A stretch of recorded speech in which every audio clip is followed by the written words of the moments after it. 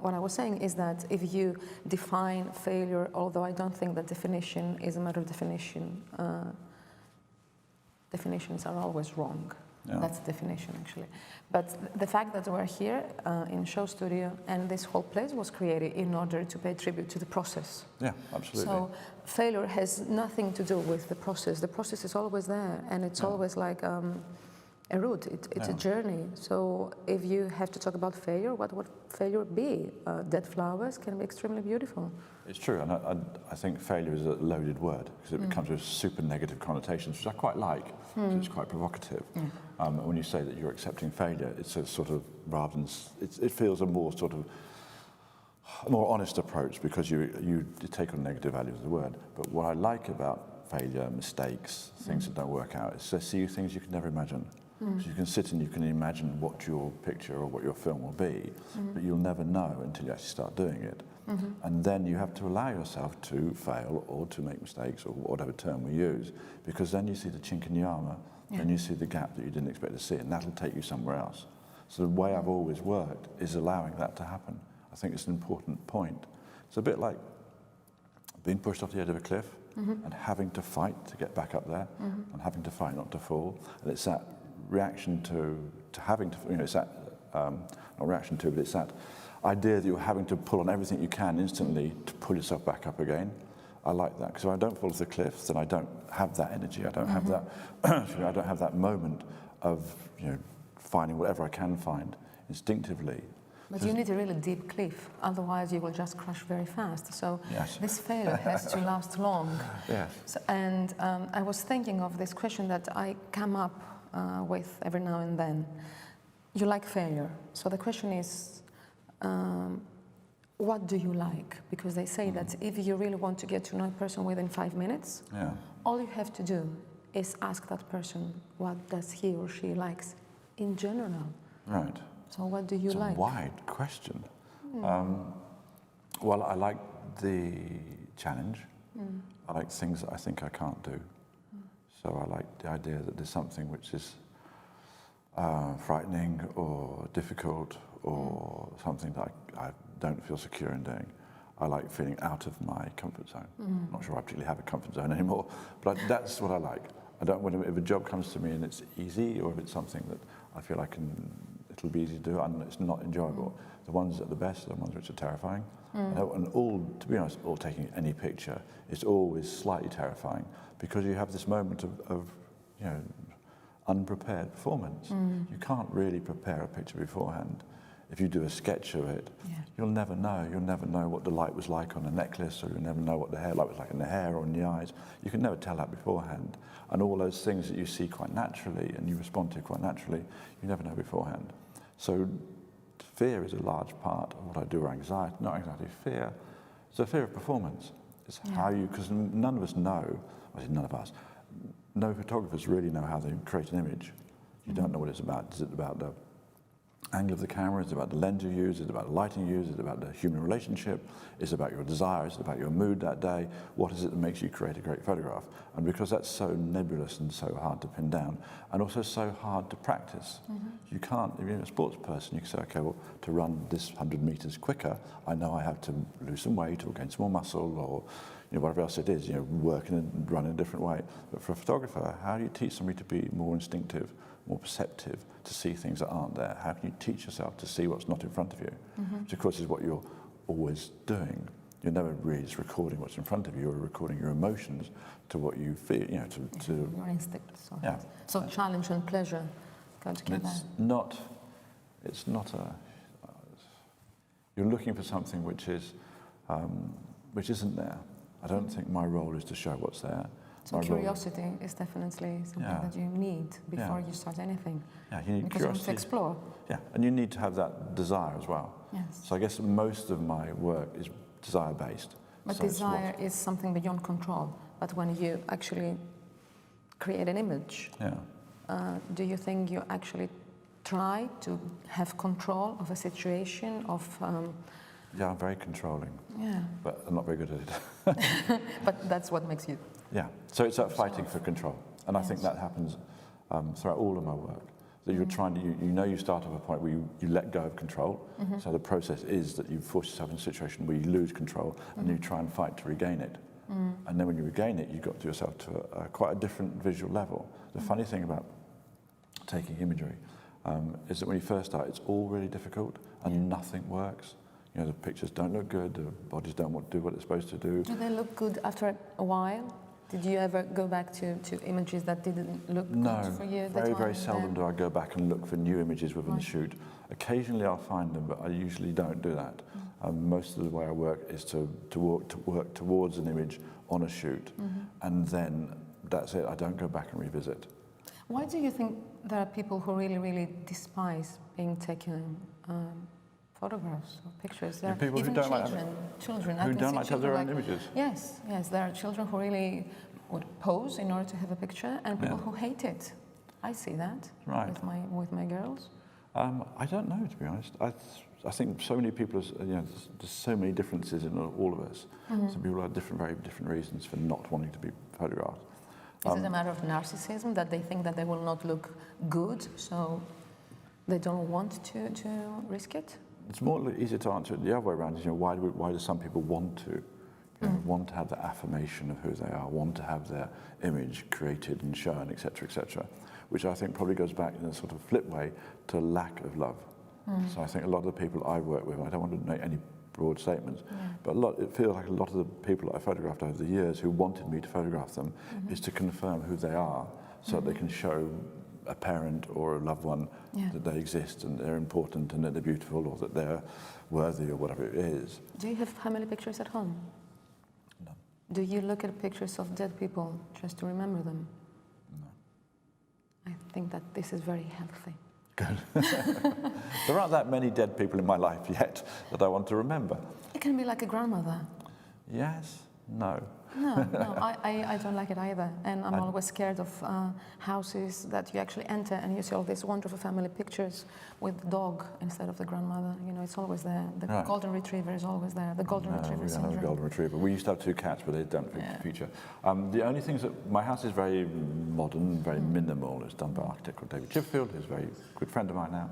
And having somebody make a house for you is a very wonderful experience because it's all about translating your life into architecture. But did he suffer having you there telling him what to do? Did he suffer? Yeah. No. Did you suffer having somebody?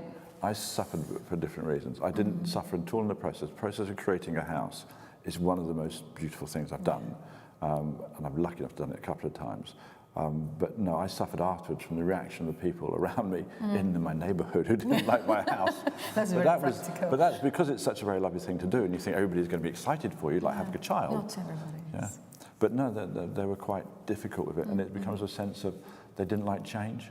What I worked out eventually after going through 2, not law cases, but kind of 2 civil cases against me to try and stop me building the house. To build the house in 2 parts. Built the house first of all at the beginning of my relationship with my wife, and then we had children. We built another house and joined 2 together. So they came at 2 different times, and both those times we had very strong reaction against us building a house because stylistically it was different from every other house in the street.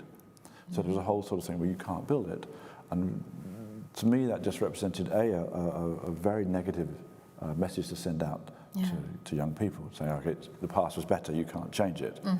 And also just a sort of lack of understanding that perhaps we were doing something which was beautiful and something that was worth cherishing and worth accepting. And people are very frightened of change. But this is exactly what you did with your work.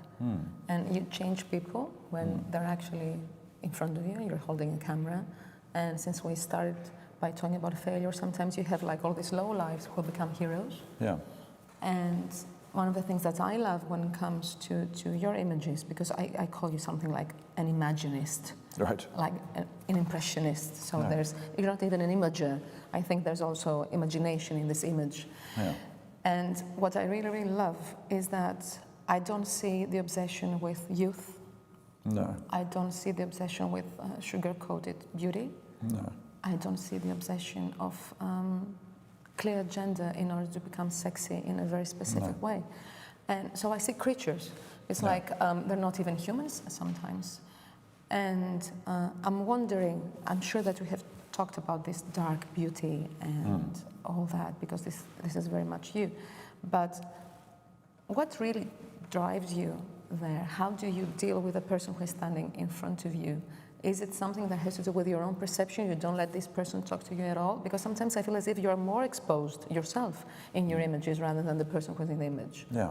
Well, I mean, I think all artists work in the end becomes about themselves. It's about your own feelings. I work really through following my desires. So it's what I want. And that's the things that will drive From the person or from... From life. Right. So whatever you desire in life, you try and find a way of creating that, doing that, or being involved in it.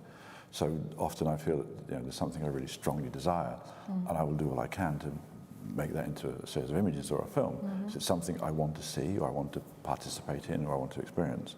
So I create the event to make that happen. So most of my career I've been following my desires. My desires are often aligned perfectly well with other people's desires. Yeah. So Alexander McQueen, for instance, wanted somebody to show his clothes, to show his world, and I wanted to see his world. Yeah. So I mean, Alexander it's McQueen, like Stranger Things. You get in the hole and you get in his world. But you get inside somebody's heart and somebody's head, and I think that's really exciting. That's what working with somebody like. Do you intrude or do they invite you? No, they invite you. And if they don't invite you, do you intrude? No. I'm not interested in going somewhere where I'm not wanted.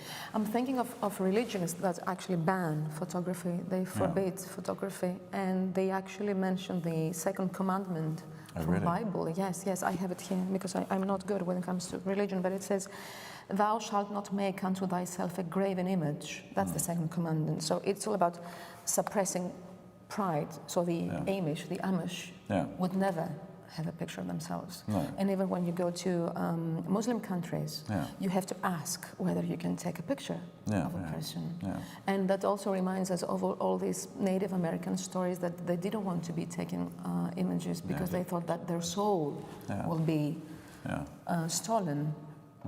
And I'm wondering, what is there about this connection between taking an image and death? And I'm wondering even whether there's a connection between shooting and shooting. It's the same word. It's a strange word, isn't it? I mean, I've often felt... So are you killing somebody? I don't think so. It's not how I approach it, but it is a strange thing to say. When people say, what do you do? I could, if I wasn't thinking carefully, say, I shoot women, which is not... it's not a great thing to come up with as a kind of description of what you do. But it is essentially an interesting thing. I've always slightly fought against that See, when I started photography, it was at the beginning of end of the 1970s, beginning of the 1980s, and fashion photography, particularly the milieu which I inhabited, was a very sexual medium, and it had been to do with, through the 1960s of sort of sexual liberation, and in the 1970s where perhaps that was feeling a little bit more decadent, but that was the world of fashion photography, and it was very usual for the photographer to sleep with the models, for them, everybody to sleep together. In fact, the 1970s was a sort of bubble of sexual freedom, which is pre-AIDS and post the pill. So you have this sort of moment of lack of responsibility or lack of feeling of responsibility, and a newfound freedom for women, and pre the AIDS epidemic. So you have this kind of strange sort of moment in time, and that shaped very much in a public perception what fashion photography was. Fashion photography was largely ignored or misunderstood, or nobody was that interested in it until the 1960s, until it becomes part of popular culture. And bless him, with David Bailey and probably better photographers, but people like Irving Penn and Bert Stern and Richard Avedon, it becomes a sort of modern photography. Before it had been a whole bunch of different things, and I think that was the world I was reacting against when I first started photography. So I was very much aware that I didn't want to be the sort of... I guess I was part of justifying what I did, because I had to cut off from a career my parents had imagined for me, and I'd allowed myself to imagine for me in medicine. So I kind of like the idea of caring for people, and I kind of let that emotional thing lead me into my parents' desire for me to have some money and to make a good career myself. Your parents can be very satisfied, because your father, being a psychologist, had to deal with the soul. Your mother, being a physiotherapist, had to do with the body. Yes. And this is exactly what you do. So you're actually combining your DNA, don't you? Yes, the problem being is that my father and mother, my father I think found it more difficult than my mother.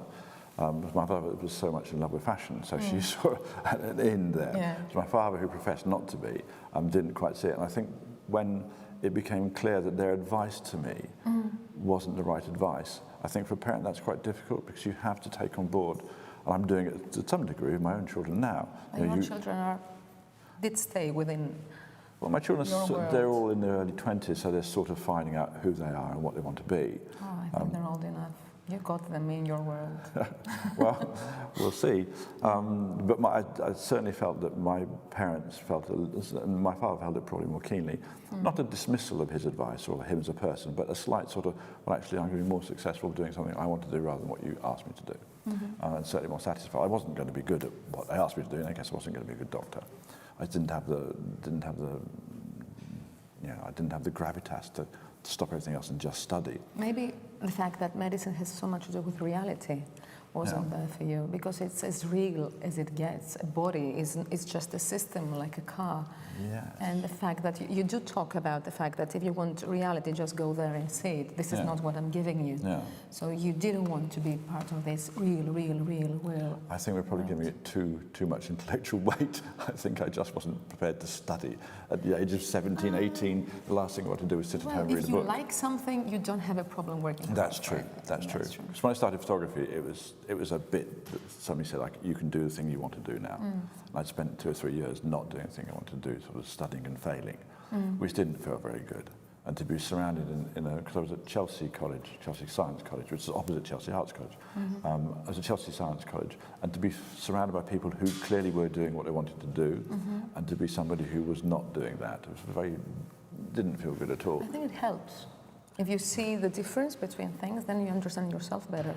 Yeah. If everybody is the same, you don't understand what's the other option. No. So it's good that you saw people who wanted to do what they were doing and people who didn't want to do what they were doing. No, I wanted to be an art student. It was kind of clear, because we would share the same bar. So all the art students would come across at night from Chelsea Arts College, and all the science students would go down into the bar. I used to sit there and think, why aren't I that person? Why am I this person? Anyway. Do you go out these days? I mean, obviously, during the 80s, yes, you did go to bars. And Taboo, was it the name? Yes, you've done your research very well. Of course, I always do my homework. You have. Taboo, yes. Fun enough, I was having, because I'm writing a history, a timeline of rebellion through clothes, which is sort of culminates in the punk movement in the 1970s. So I've been interviewing lots of people about lots of different things, and one of the things we're interviewing people is about the Club Taboo. Yeah. The Club Taboo was a strange club in so much that it was so extreme, the behaviour inside Taboo was so extreme that everything was liberated, all desires were liberated. So the only club I went to was Taboo. So I really didn't see after going to Taboo why would I go to anywhere else. It's like, so you were asking me if I go out. Yes. Most of the time, in order to get an idea of what is the situation around you, because I think what you do is you create relevance, even if you're not after it, because if you're running after relevance, you would be following what other people want. Yeah. But when it comes to my perception of your work, it's always relevant. So I'm wondering, how do you gather this kind of feeling around you regarding what is relevant time-wise or situation-wise? I think it's just desire. So we're all influenced to pretty much the same we're all aware of the same influences. Yeah. So, we all receive the same news, roughly. We all hear the same music, we all see the same films, we all read the same books, we all go to the same... It's a sort of cultural, global thing now, which we're all part of. So we're roughly receiving, and certainly in the West, we're receiving the same sorts of influences. So I think we're all influenced in the same way. So in a way, I'm just responding to my desires, which are fueled by different cultural points. Go and see the Irving Penn exhibition. Most people I speak to go and see the Irving Penn exhibition. So you're sort of part of that. Yeah. But I don't. You said I thought very kindly in your earlier questioning that I don't seek youth. I don't look for youth. I think I'm just seeking things that are relevant to me, and because I'm now 59, I think it would be slightly odd for me to look at the life of a 16-year-old with the same passion I looked at it when I was 16. So I don't pursue that. I'm not interested in it, but it doesn't become a primary concern for me. But I think your work grows up with you and follows your life with you. So you can only really honestly reflect your true desires, and your true desires mature and change. When you're a 59-year-old man, it's different to being a 19-year-old man. It's interesting, because sometimes I have this discussion with people that we both love in the fashion industry. And I asked at some point, so who is buying Robert Mapplethorpe's T-shirts? Yeah. Well, so the answer was, well, 19-year-olds, 20-year-olds, 17. So do they know who Robert Mapplethorpe is? They said, no, that's fine. I said, okay, so this is youth culture, right? Yes. But who is actually designing these clothes? Well, it's Raf Simons in this case. How old is he? Raf's got to be 50. Thank you. So who is actually giving out the visual language for the youth? The 50-year-old or the 59-year-old? So I think that sometimes we exaggerate when it comes to the power of youth. And I'm saying that obviously being 43 and not 23. But I have realized that even when I was 23, the people that somehow changed my life were not 23-year-olds. Right. And they actually decided, not for me, but with me, what I would wear, what kind of music I would be listening to. Because even if you're playing bass for the Sex Pistols, well, your agent is not 20, and he's not into drugs, and he's not dying in Chelsea Hotel in New York, or he's not shooting somebody in Chelsea Hotel in New York. He didn't, by the way. He didn't. I'm That's sure my gut feeling. I'm sure that Nancy made a mistake there. We just don't know what the mistake. I think it was an accident. I think she had a lot of drugs and somebody else took them. Yeah, I think that's definitely the case. Because from everything I can, to throw off into the world of punk, everything I can find out about Sid from talking to people at the time, that he was not capable of that. He had such a love. Well, he was capable of violence, but he wasn't capable of that towards Nancy. I think they had such a deep love for her that he wouldn't have done that even in a drugged out state, is the general opinion. Well, I stayed at the Chelsea Hotel just because of them, and I survived. But since you mentioned design, we are now going through a phase that we do see whole nations, and I'm talking obviously about the new Muslim oriented culture that suppress desire when it comes to what you can see. So I'm wondering, let's say that you had a woman all covered in a burqa. You don't even know whether it's a woman or a man. Is it possible to liberate somebody's inner self when he cannot even show? Yes. It's a tricky subject because have you tried to? I've never tried to photograph somebody in a burqa, but one can imagine that if you got that woman to walk, she would walk in a particular way, which would make a particular shape, which would give some sort of intonation of who she was as a person. So maybe that would be the way to approach it. You can see the shoes. You can see the shoes, but you can see how they move. I think a lot of fashion photography is about movement and capturing movement and creating movement. So I think you'd see how they move. And you put wind machine on, and that would show the body more, etc. They're all things that you shouldn't do, I'm sure. But yes, there's a way of doing it. I mean, to create an emotion in somebody isn't about showing the surface. It's about showing how you feel about somebody. You don't feel just about the surface. You always feel about the person. So that's always the important thing. It would be a tricky task to reveal somebody. This is a challenge. This is what you like. Yes. Well, I didn't say I didn't like it, and say it would be clearly a tricky task. But I think you would see how people move, and that gives a lot away. And also, you have to realise that when you're creating an image, you're allowing other people to understand it. There's 3 steps in creating a memorable image. First one is to get people's attention with the image. So you have to get people to look and try and understand. Second one is you need to start to lead them in a direction. So you start to tell them a story. But the third one, the most important one, is you have to let them finish the story themselves. Because that's when it stays in their head. So that's when the image becomes important to them. So in a certain sense, you don't have to do all the work. You have to start, the work is creating the emotion and desire, pushing in the right direction, and having the sort of, ability to step back and allow people to conclude their own conclusions and to make up their own minds and to, finish the sentence for themselves, because then it becomes an important thing for them. So I think those are, so you wouldn't necessarily have to do the whole of the, it's better if you suggest things rather than tell things. It's a bit like, being didactic and being like open to a discussion. I prefer questions and I prefer answers. And so that's part of that, if you want. I think the fact that you prefer questions to answers also have to do with your European starting point. You were not born in the UK. No, I was. You were, but yes. you lived in Brussels until you were... I would never, my parents were from a generation that would believe very much in Europe and very much in the sort of, because they lived through the war. My mother was born in 1915, my father was born 8 years later. So they were from that generation that lived through the Second World War. And Britain, our post-war, was very much shaped in the sort of way of a new beginning, a new start, a new globalism, a new Europeanism, so very positive, very future-looking. And so a lot of my values come from that. Both my parents were incredibly keen on design. My father's brother was an architect, and they were both very much engaged in all of that debate of what the new Britain, what a new world would be like after the war. So it's very positive, very European-friendly outlook on life.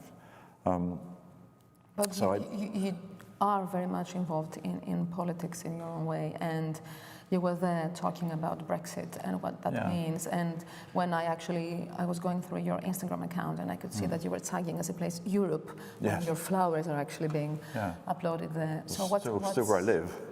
Exactly.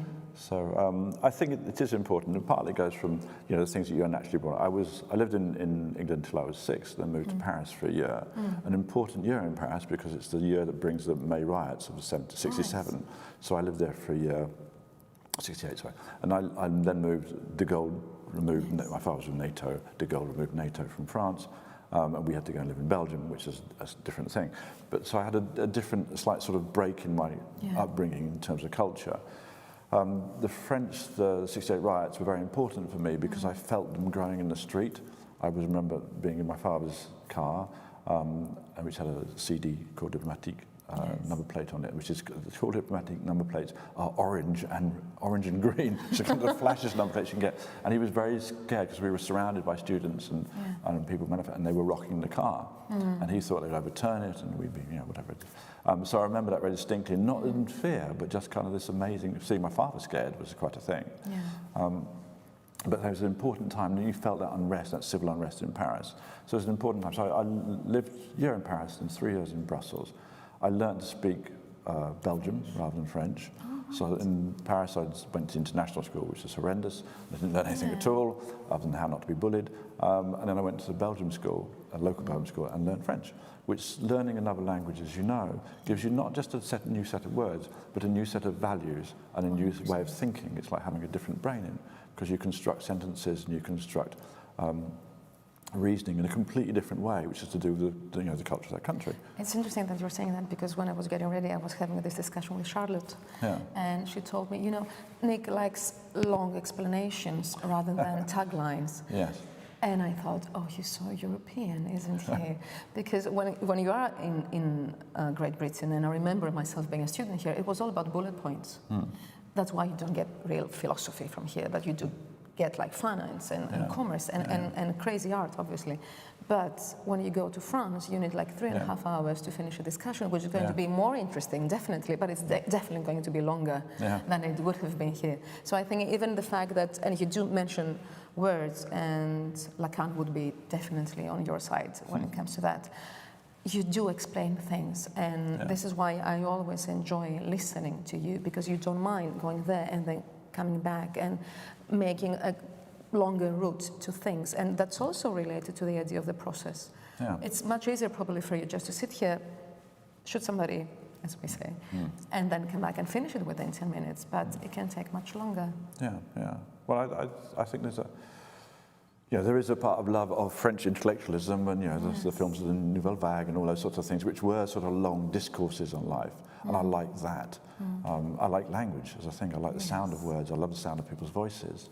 But I feel, and I deal a little bit with the sort of political side that you mentioned. I naturally grew up from a family which were looking towards a brighter future, and they saw that future within Europe. And I like the idea of expansionism in that way, that you open, it's not about boundaries, it's not about setting division, it's about breaking down division. So that's part of my philosophy, I guess, of life. I like to feel that we're opening up. And I think that the whole feeling of becoming just Britain again is a feeling that it feels like we're doing that, that we're becoming small. And that's a gesture you make when you're scared. You're becoming an island. Yeah, and it's a sort of retreating from things. And I can't see any...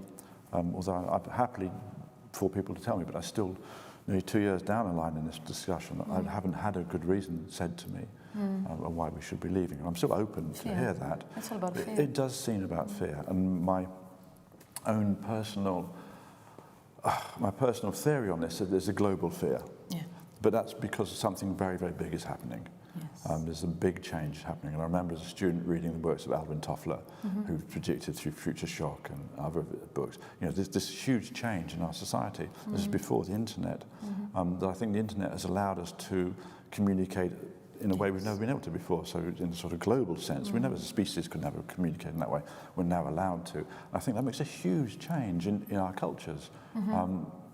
So I think what we're looking at, and with sort of things like artificial intelligence and virtual reality and robotics, all these things, are huge changes coming in our society, which are scary for a lot of people.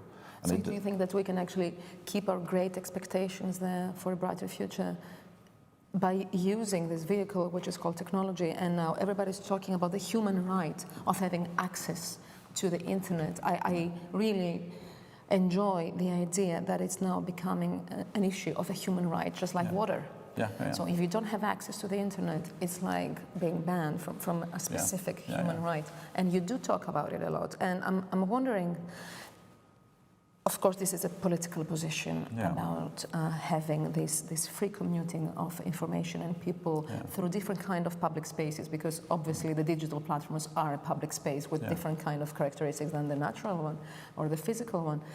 But the idea is that now, yes, we can circulate there, but do you think we can actually change things through this world, through internet? Yeah, my feeling is that this, and again going back to Alvin Toffler and what he predicts, is that the change will come about, but with some difficulties. That there will be a minority who will object. It's always a minority. And when they're a loud minority, when there will be these difficult moments, so it was not a smooth transition. So Alvin Toffler predicts that the society will change fundamentally, but in that society there will be some ripples, there will be some sort of, it won't be a smooth, perfect transition. I think what we're seeing now is ripples, and because ripples feel like mountains, that belies the size of the change we're going through. I think there's a huge change happening in terms of how we are as a species, a massive change, where we're losing our sense of body, we're losing our sense of, in a good way, that we're freeing ourselves from the constrictions of our body through medical science, through things like artificial intelligence. So we're becoming more free, if you want. But I think these are huge issues that we haven't really started to understand yet, or even deal with, or even start to deal with. And I think that change is what's exciting for me, and that's a change to a brighter future. So do you think that it's only a matter of time to see emotional intelligence coming into artificial intelligence? Yes.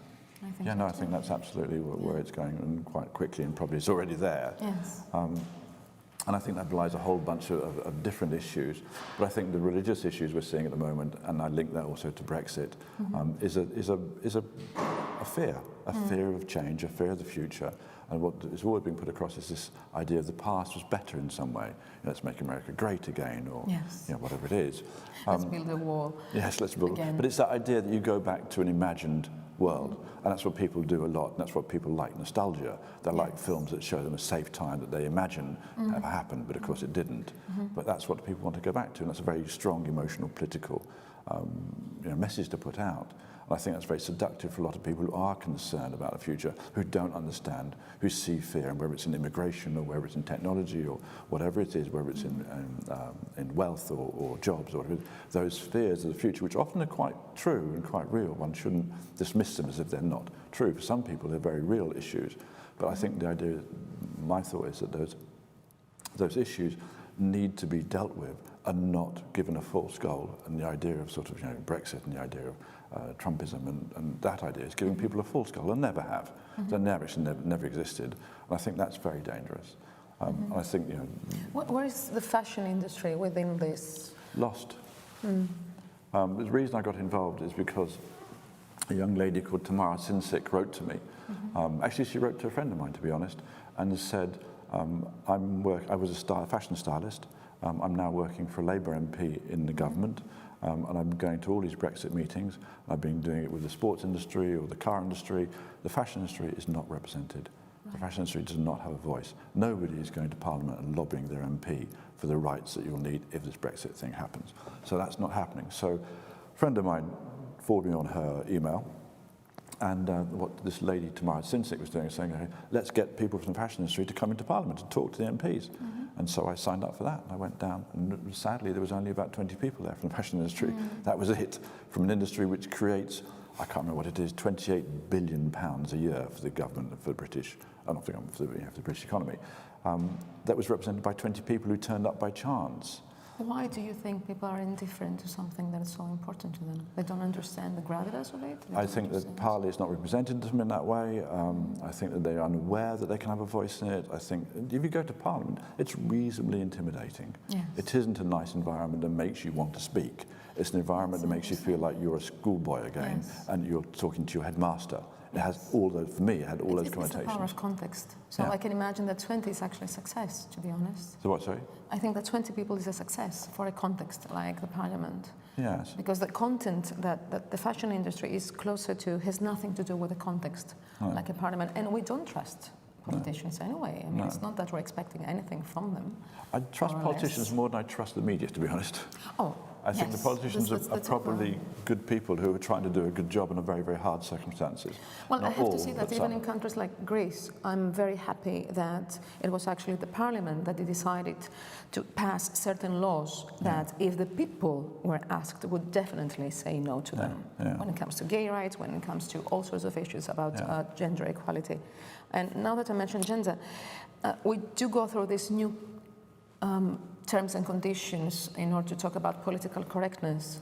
So I was wondering how you feel about, although I think as if there is an answer there on my behalf and there shouldn't be, but sometimes I feel as if that women empowerment, fluid gender is the new political correctness. If you don't talk about women empowerment, if you don't talk about the right of, then you're not relevant to what makes you correct these days. Yes. So what do you think about what political correctness is all about right now? And at the same time, that does not mean that we are more open. Sometimes you can be even more conservative if you just stick to that and you don't want to listen to anything different. So are we going through this political correctness of being a messy political correctness because it pretends that it's very, I don't know, open, but it does not allow anything different to go? I think equality is really, for me, has always been a sort of basis of how I live my life.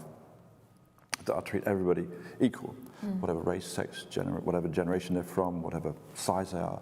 You should treat people as equal. I don't think there's anybody better than me. I don't think there's anybody worse than me. I don't see myself as a better person or worse person vis-a-vis anybody else. So I treat everybody equal. Where I have a difficult point is where people are promoting other people. So, for instance, you have a lot of desire to empower women. That's great, but then everybody should be empowered. Exactly. I mean, it should be equal. The fact that you've been talking about this new freedom that the internet actually can give you, that you no longer need a gallerist in order to be an artist, that you no longer need the media in order to have your image or your photograph being in a magazine, that you can just upload things, and in fact you can actually just click with your mobile phone and create something that thousands and millions of people can see. So tell me about this new reality of not being so suppressed. Well, I think it's a super interesting development in terms of artistic expression, because nearly all artistic expression is to make profit for a third party. So whether it's a film or a record or a theatre performance or whatever it is, it's just for somebody else to make profit from it. And I felt that it's not always the case, but in general, it's pretty much I think you look back, even take it back in history to sort of the Medici and kind of the sponsoring of kind of of personal expressions of deity and their place in heaven. But it was for their profit, their moral profit, if you want. And I think that's been the case for so long now that we've accepted that's how it works. So if I publish a book, it'll only get published. Sorry, if I want to publish a book, it'll only get published if I take it to a publisher who reads it, says, okay, I can sell 100,000 copies of that and therefore make £50,000 or whatever it is. Therefore, you can publish a book. And then people are asked to change their books and change the ending to make them more commercial or to make them shorter or longer. So it's all for profit. And I think that shouldn't be all of art. It can't be that every piece of art is created in some ways as a part of finding wealth for a third party who don't create art. So the internet allows you all of a sudden to be straight in front of your audience, and there is no third party. There's no art dealer telling me what I can do or should do. I'm not selling anything. I'm just creating art to speak. And it's not to make anybody else any money. So it's not to make me any money. But I think that's an important step. Yeah. And as I took that step, and as I realized that that wasn't the case for nearly everything else. And I felt that I didn't want to just be involved all the way through my life in doing images which made money for people. Not that I understand my position within that, and I understand I'm working for Lancôme, I understand the billions of pounds that company will make through my work, and therefore I should be paid a certain amount of that. I understand that relationship, and when I work in that sort of relationship, I take on board the constraints of that relationship. However, I didn't want to die thinking, well, all the way through your life, you just made work that makes other people money. So I thought there must be some point where you just make work just about the work, about the love, about yourself, about the things you desire. I can be a witness to that, because this is how we ended up being here together. Yes. I'm sure that it's not the huge profit that brought you to the idea of actually working with us and collaborating with the Onassis Cultural Centre. No, it's your audacity. Well, I don't regret it. I have to say I don't regret it a bit. Good. But we are so excited, and I will use that word because we don't mind drama and enthusiasm in the country I come from. So how do you feel about starting this collaboration with things like Antigone and just jumping or diving into an ancient Greek drama in order to create a story that people would see on their way to work? Yeah, well, I think it's, as if you said, it's a very exciting relationship because it isn't based on a sort of profit thing. It's based on being allowed to create desire, allowed to create images which provoke, and I think that's very important that you, as a cultural foundation, that you're a cultural centre, that you're not frightened. That's why I said audacity, and that's what appealed to me most. Is because there are so few people willing to be brave anymore. There's so many people who are just terrified of making a statement which is controversial or different or proposing a different point of view. And I think that's, for me, was probably the most exciting part of it, apart from the access to the great, Antigone is a great piece to work on. And to have access to that is, of course, a pleasure. But I think it was the fact that there are lots of different cultural foundations who would be terrified to take the steps that you're taking and terrified to invoke the debates you're wanting to invoke. So I think that feeling that actually here's a group of people who want to make people think, I think is the most important thing and the most exciting thing, because that's not true of nearly anybody else. There are so few people who want the debate, because you're not doing it in the way, you're not doing it to make money. You're not doing it, you're doing it to promote through thinking. Exactly. And dialogue. And it's interesting because Antigone, if you think about it, she's a local hero of Greece who has become an international symbol of different things. And for us, it's also a matter of our curiosity to see how a person like you would perceive the idea of this story. And we have talked about Creon being in a much worse position than Antigone herself, for instance. So I think that this is definitely the beginning of a relationship that will go on for a long time, or a big journey. But do you have a notion of Athens in your mind? Did you try to create a certain idea about our favorite chaotic city? No, I didn't. I must be truthful. My earliest memory of Athens is not being allowed to leave it. When I went there, first of all, my parents didn't get my passport stamped when I was 6 or whatever. Yes. And then we turned to come out of customs. I said, well, I'm sorry, he's not entered Greece, so he can't leave Greece. So he's staying here. So it was a kind of strange sort of early childhood memory. But no, it wasn't really, and I don't think because, obviously your culture is where we're located physically are important, because it's every day, it's the weather, it's the culture, it's the architecture, it's the language, all those sorts of things. But because I believe that we're communicating on such a global scale now, I tend not to want to push it into a national identity. No way. And that's very much. Exactly. the idea behind SHOWstudio is to have different show studios. We have one in London at the moment, but it'd be fantastic to have one in Greece. It'd be fantastic to have one in Beijing, in LA, in Moscow. You know, that's the idea. The future of SHOWstudio is that you have these places, hubs around the world, who are about showing the process, who are about creating in front of an audience. And it's also about fighting austere definitions. Antigone, if Antigone was just a Greek girl, she wouldn't be Antigone. No. That's for sure. No, it's a human condition, and we're all humans on the same planet. So I think the national boundaries are there, and the cultural boundaries are there. But I don't want to reinforce them. I don't want to play up to them. I mean to be aware of them, and of course, and they're interesting. But I don't want to reinforce them. How do you feel about London these days? Do you think that you're actually changing the neighborhood, for instance, by being here? Do you try to change something here? I think the local people in the street would probably say we're changing it because of the people that come here. Right. So they see interesting and different people come into this building every day. I think we've always, with SHOWstudio, with the actual physical building, have attracted a crowd around it. And I think it's quite important if you go back and look at anything, you know, whether it's the shops, dictionaries, or whether it's Machine A. You know, there are a group of physical people who go there and colour that place. So I think in that direct way, yes, you are changing it. I think London's a strange place at the moment. It's allowed itself to become split up. It's allowed itself to become... when I grew up in London, most of my artistic encounters were spread across London. So it might be in Hammersmith, or it might be in Tooting, or it might be in Clapham, or in Islington. But you went across the city, so you got some sense of London as a city.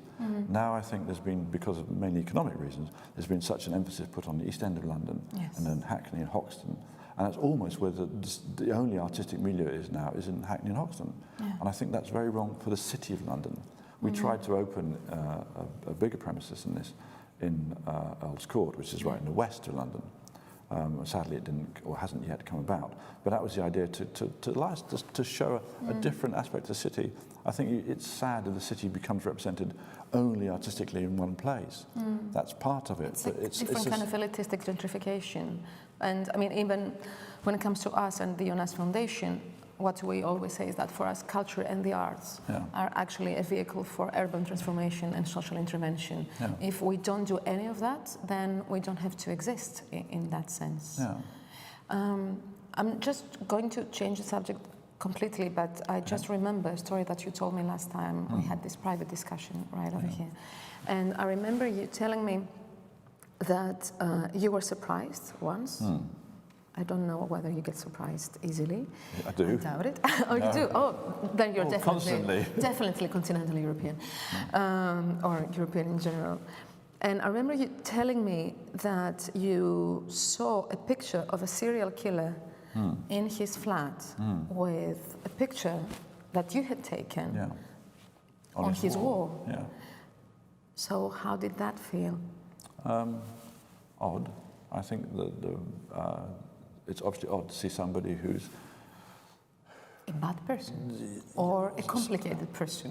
Well, somebody who's killed women in this case in very brutal ways. That's in some way thought that the beauty that I'd put into that image was something that he wanted to hold on to.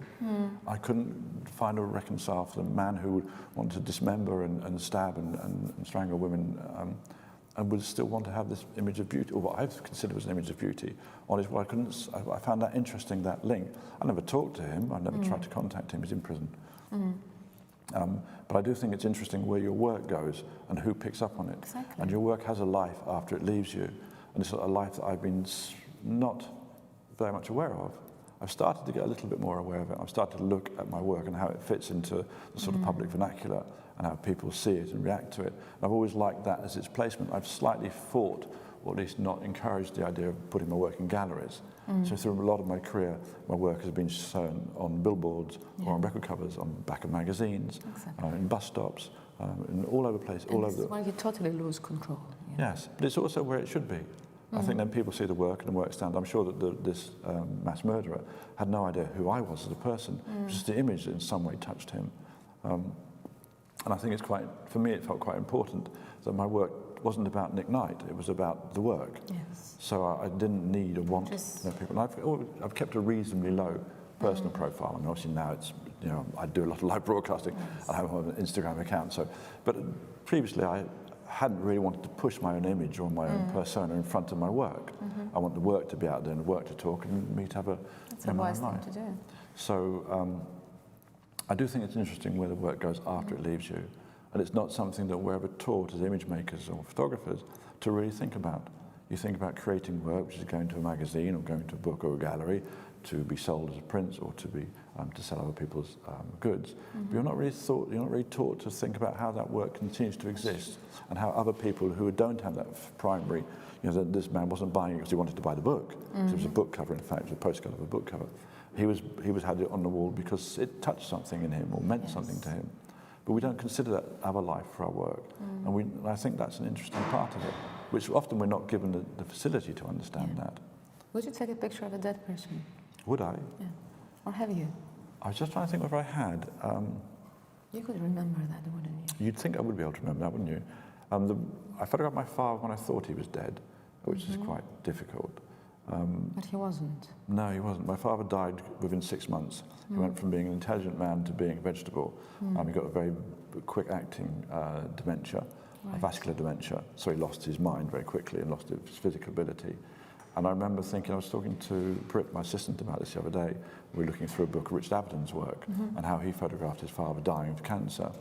And I remember, and I think one also tries to find moral, not justification, but a moral, what's the word? Permission by looking at what other people, how other people act. And I remember my father was dying of dementia, and I used to go and visit him 2 or 3 times. Or 3 or 4 times a week, just to make sure he was okay, or not okay, but surviving. He was there. He was there, so I would go to his house, and I remember one time I went there, and he was lying on the table, and I thought, for all intents and purposes, this is the vision of your own father dead. So how do you react to that? You're an image maker, so do you take a picture or not? I took a picture, and he wasn't dead, and actually then I found he had a pulse, and we got the nurse round him. Whatever, and that happened twice. He would sit at the table and do nothing at all day long. As I said, he went from a very active man, a very thinking man, to a man who wasn't appearing to think. He would just sit at the table and stare out of the window. This went on for 3 or 4 months. And I remember thinking, you know, what's going through his head? What's happening here? I didn't understand it. I think one's not prepared for death, not unless you experience it a lot. You're certainly not prepared for the death of your parents. My mother died first. And my father very much suppressed his emotions and suppressed my emotions to my mother dying. And therefore it made me quite uneasy to know how to deal with death. So I didn't feel a great sadness or a great feeling of, I wasn't encumbered by those sort of emotions. Partly because my father's death was taking 6 months to happen. So you in some way find a place in that. But also partly because in my upbringing from my father, he taught me to suppress emotions. So when my mother died, I went to see my mother, she was about to die. I went to give my father a hug, and he said, "Oh, that was just silly. Yeah, no need." Despite the fact that he was a psychologist. Yes. And he was actually telling people to open up and show their emotions. Well, my father was a psychologist. He studied people's behaviour. Oh. So not a psychiatrist. Right. He was more, he worked for the military, and his work was largely based on working out how to best train a soldier or best train an airman to fly a plane. So he made you a soldier? I don't know about that. I think he did manage to make you a soldier. Right. That's why we're here. And you're not a doctor for the army. No, indeed. So your biggest fear would be actually to go through a phase like your father did, not being able to communicate with your environment. I don't know if it's my biggest fear. It's certainly not something I'm looking forward to. It is something I don't know. And I thought, obviously, you sit with a man who's so talkative and so clever, and he has nothing he can say anymore. You do start to think, and hours sat in silence next to my father dying, with no way to know how to communicate with him, not knowing what he could hear or what he could see or what he could still recognise. I think that made me, those hours of sitting next to him and thinking gave me a lot of time to reflect on death and a lot of time to reflect on those sorts of things, which you don't normally. Yes. Normally death is something that we're not. Busy. Yeah, and we're avoiding the subject anyway. Yeah. But let's say that you were on a very silent, deserted island.